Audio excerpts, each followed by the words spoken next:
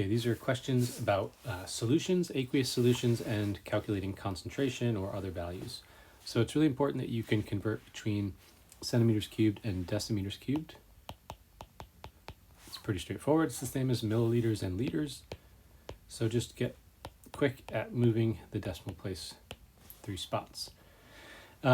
Solution is made from 0.25 moles of solute and is mixed with water to make a total volume of 500 cm cubed. So the equation is N equals CV.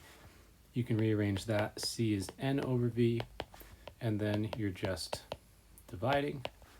But always the volume should be in dm cubed because your concentration is moles per dm cubed. And so 0.25 divided by 0.5 is 0.5 moles per dm cubed. 0.2 moles salt, 0.25, we get 0.8 moles per dm cubed.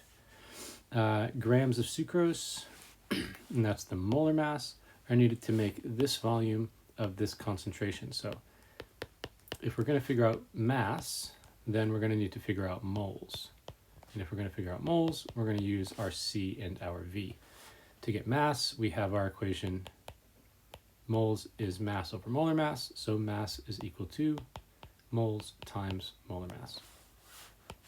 Okay, so first step is 2 times 0.4, so we have 0.8 moles, and then 0.8 moles times 342, so it's almost a mole, but not quite. Yeah, I'm not doing this. You get the idea. I don't have a calculator on me right now, so that's how we would solve it. 80% of 342 would be the mass you needed to make that solution. Okay, teacher wants to prepare 1 dm cubed of 1 molar solution, HCl. The storage solution, or the one they have in the lab, is 11.65. How do we make this solution? Well, this is a dilution where you're adding water to change a concentration. You're trying to make a concentration of 1 and a volume of 1, and you're starting with a concentration of 11.65, and you want to know how much of that one do you need. So this is how you use this equation. You just rearrange it, and so 1 times 1 is 1 divided by 11.65, and this would tell you the amount in dm cubed that you would need of the original solution. The rest would be made up of water. So this will be a rather small amount. In dm cubed, it should be less than 0.1 dm cubed from the calculation. So it's like less than 100 milliliters of this original solution. So you'd end up adding roughly 900 plus mLs of water to make a total of 1 liter of solution. All right, keep going. If you add 90 cm cubed to 10 cm cubed, the 10 cm cubed will now be 100 cm cubed. And so this is this idea with dilution, that if whatever that happens to the volume, so the volume is times 10, you're starting with 10 cm cubed of a solution, you're ending at 100, the opposite change will happen to the concentration. This is an inverse relationship. So if I multiply the volume by 10, I should be dividing the concentration by 10. And so the new concentration would be 0.2. You can use this equation to see that. This is sort of the dilution equation. The original volume is 10, and the original concentration is 2, and so that is equal to the final volume is 100, and so what is the new concentration? Sorry, let me redo that because I did it sort of messy up here. Try it in a different color. So if you had a starting concentration of 2 and a starting volume of 10, then you can want to know what is the new concentration, and the new volume is 100. And so solving for that, you'd end up with 20 over 100, which would equal 0.2. And that would be your new concentration. So you can use that. Notice that I didn't even need to change into dm cubed. So long as both of my volumes are in cm cubed, then that unit will cancel out. Okay, more dilution. A teacher adds 990 to 10. So 10 plus 990 makes 1,000. That's getting 100 times bigger. So the concentration will have to get 100 times smaller. And that means it would be 0.01 mole per dm cubed now. Okay, this is kind of tricky. You got 100 cm cubed of 0.5 molar and you got 200 cm cubed of 0.2 molar. What's the new concentration? So there's different ways to approach this. Probably the simplest way is this is basically a weighted average, just like when we did average atomic mass calculations. So you've got 100 of something that's 0.5 plus you got 200 of something that's 0.2. And then the total is now you have 300. So you're taking a weighted average.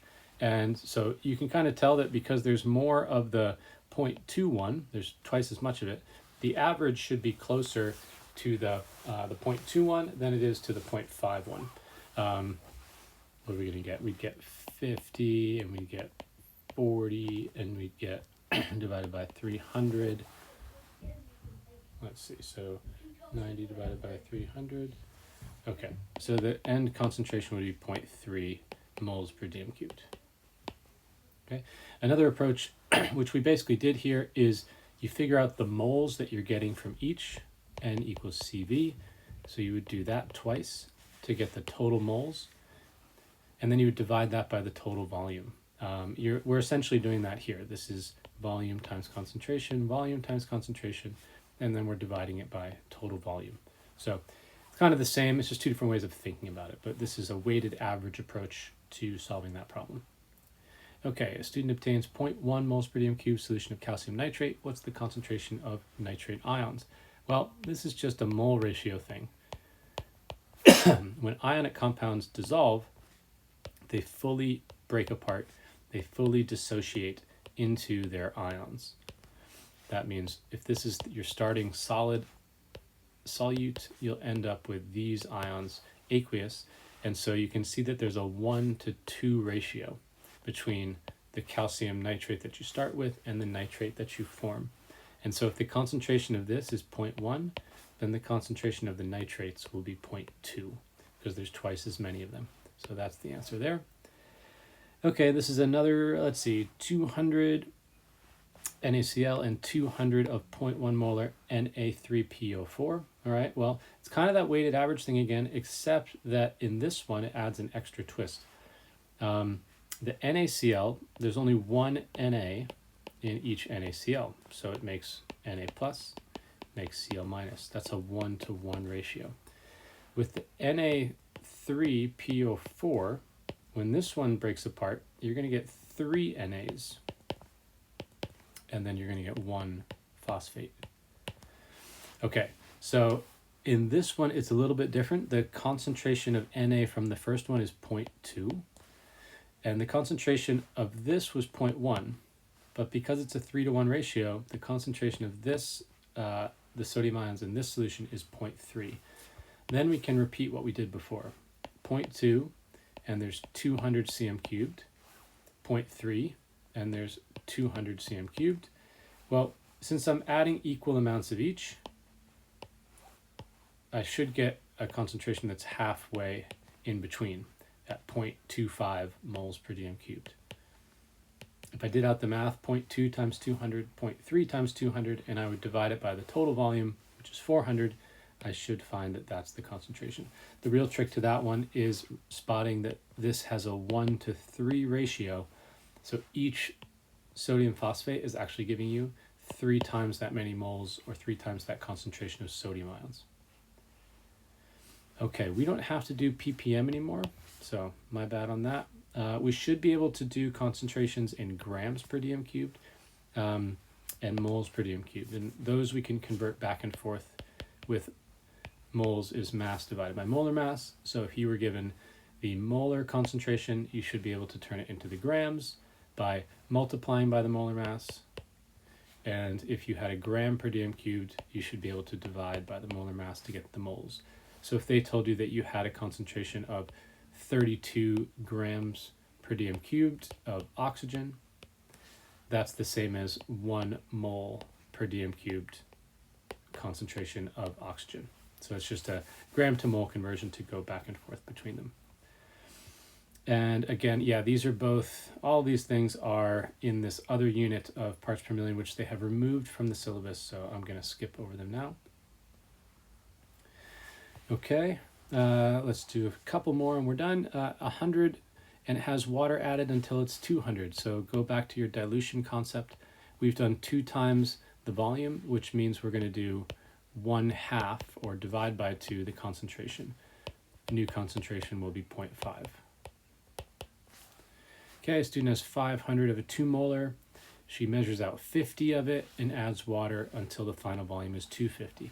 So the 500 is kind of something you can ignore here because the student's actually only using 50. Sometimes the IB will do that to you. They'll give you extra info that you need to read and realize you don't actually need. So the volume is going from 50 to 250, which is a change of times 5, which means the concentration is going to change divided by 5.